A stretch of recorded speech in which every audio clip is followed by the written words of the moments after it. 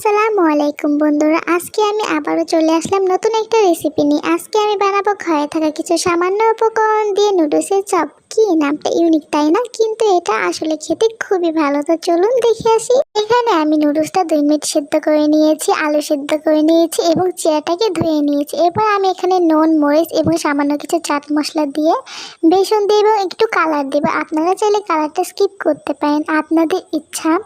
এবার আমি এটাকে ভালোভাবে মিক্স করে নিব। মনে রাখবে, এটা মিক্স করার সময় একটু পানি ইউজ করবে না, তাহলে ক্রিস্পি হবে না ভাজার সময়।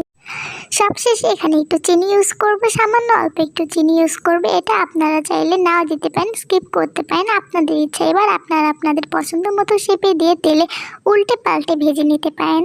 যখন দেখবেন বেশ মুচমুচে হয়ে গেছে, তখন বুঝতে হবে আমাদের নুডলসের চপ অলরেডি রেডি। তো অবশ্যই আপনারা বাসায় এটাকে ট্রাই করবেন এবং কমেন্ট বক্সে জানাবেন। আই হোপ আপনাদের অনেক পছন্দ।